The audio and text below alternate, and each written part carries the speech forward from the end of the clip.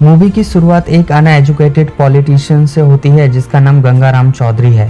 गंगाराम चौधरी को fitness challenge record करते हुए दिखाया जाता है जिसे वह बाकी विदेशी पॉलिटिशियंस के साथ शेयर करता है। फिर हमें दिखाया जाता है कि गंगाराम चौधरी पर काफी इलीगल कामों और घोटालों की वजह से उसे जुडिशियल कस्टडी में रखा जाता है और फिर इधर गंगाराम की वाइफ को सीएम बना दिया जाता है। इधर गंगाराम चौधरी को जुडिशियल कस्टडी में लाया जाता है। वहाँ का सीनियर ऑफिसर गंगाराम चौधरी द्वारा ही लगाया होता है, इसलिए वह गंगाराम चौधरी का पूरा ध्यान रखता है और वह उसे सारी सुविधाएं देता है। एक दिन वहाँ सुपरिटेंडेंट आती है जिसका ट्रांसफर जुडिशियल कस्टडी में किया गया होता है। वह बहुत ही डिसिप्लिन्ड और ऑनेस्ट होती है और वह किसी से डरती नहीं है। वह फर्स्ट डे वहाँ के सभी लोगों से मिलती है और सभी को डिसिप्लिन में रहने की स्ट्रिक्ट वार्निंग देती है। फर्स्ट डे वह वहाँ के सभी लोगों के साथ खाना खाती है, बट गंगाराम को वह जेल का खाना पसंद नहीं आता। सुपरिटेंडेंट गंगाराम की फाइल देखती है और उसे भी नॉर्मल लोगों की तरह वहाँ रहने का ऑर्डर देती है और वह उससे उसकी क्वालिफिकेशन के अकॉर्डिंग कुर्सी बनाने का काम करवाती है। गंगाराम को मजबूरन उसके ऑर्डर फॉलो करने पड़ते हैं। गंगाराम अपनी पत्नी से उस सुपरिटेंडेंट का वहां से ट्रांसफर करने को बोलता है, बट अब गंगाराम की वाइफ को सीएम की कुर्सी और सीएम बने रहना अच्छा लगने लगता है, इसलिए वो अपने पति के साथ पॉलिटिक्स करने लगती है और वह उस सुपरिटेंडेंट का ट्रांसफर नहीं करती है। गंगाराम काम से बचने के बहाने खोज रहा होता है। उसे वहाँ पता चलता है कि जो लोग लाइब्रेरी में पढ़ने जाते हैं उनको वहाँ काम नहीं करना पड़ता है।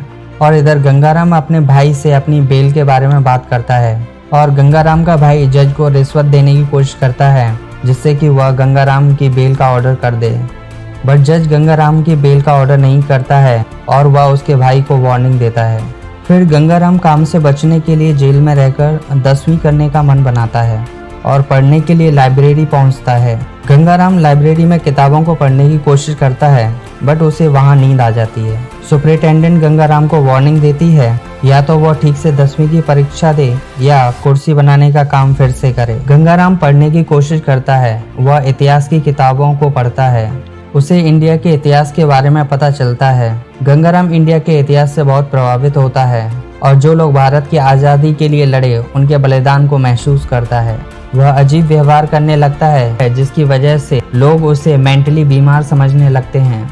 गंगाराम खुद को साबित करने के लिए सुपरिटेंडेंट से प्रॉमिस करता है कि वह 10वीं की परीक्षा पास करके रहेगा। अगर वह 10वीं की परीक्षा पास नहीं कर पाया तो वह कभी सीएम की कुर्सी पर नहीं बैठेगा। गंगाराम की इस बात से सुपरिटेंडेंट काफी प्रभावित होती है और गंगाराम के इस डिसीजन से गंगाराम की पत्नी काफी खुश होती है क्योंकि उसे लगता है कि उसका पति कभी 10वीं पास नहीं कर पाएगा और वह सीएम बनी रहेगी।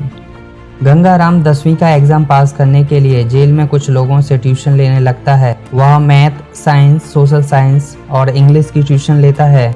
गंगाराम के लिए हिंदी सब्जेक्ट काफी मुश्किल होता है क्योंकि उसे हिंदी शब्द समझ नहीं आते हैं। वह महसूस करता है कि उसे हिंदी लैंग्वेज की बीमारी है जिसे डिसलेक्सिया कहते हैं। गंगाराम अपनी हिंदी भाषा की समस्या को सुपरिटेंडेंट को बताता है। सुपरिटेंडेंट गंगाराम की हिंदी सीखने में मदद करती है। इस बात से उसकी वाइफ नाराज होती है और वह कोशिश करती है कि उसका पति 10वीं पास ना कर पाए और वह 10वीं की परीक्षा में पहला पेपर हिंदी का रखवाती है जिससे कि वह अपने पति का कॉन्फिडेंस पहले पेपर में ही कम कर दे और वह बाकी के पेपर भी ठीक से ना दे सके। गंगाराम सुपरिटेंडेंट और बाकी लोगों को अपना गुरु मानते हुए सारे एग्जाम देता है। 10वीं के सारे एग्जाम खत्म होने तक गंगाराम भी जेल से बाहर आ जाता है और वह सीएम की कुर्सी संभालने के लिए पहुंचता है। और इधर गंगाराम की पत्नी सीएम की कुर्सी से नहीं हटना चाहती है और पार्टी के बाकी लोग भी गंगाराम का साथ नहीं देते हैं और फिर इलेक्शन कराए जाते हैं जिससे कि जनता के फैसले से सीएम को चुना जा सके। गंगाराम इलेक्शन में जनता से वादा करता है कि वह सभी बच्चों को मुफ्त शिक्षा दिलाएगा क्योंकि वह जेल में रहकर शिक्षा का महत्व समझ गया था। और फिर इधर इलेक्शन भी हो जाते हैं और इत्तेफाक से 10वीं का रिजल्ट और इलेक्शन का रिजल्ट एक ही दिन आता है।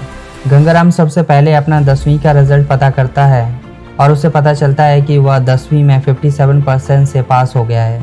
वह बहुत खुश और इमोशनल होता है। इस बात से गंगाराम की पत्नी प्रभावित होती है और वह अपने पति के साथ सुलह कर लेती है और फिर गंगाराम खुद सीएम ना बन के अपने भाई को सीएम बनाता है क्योंकि अब वह समझ जाता है कि देश को एक समझदार पढ़े लिखे युवा नेता की जरूरत है और गंगाराम खुद शिक्षा मंत्री बन जाता है।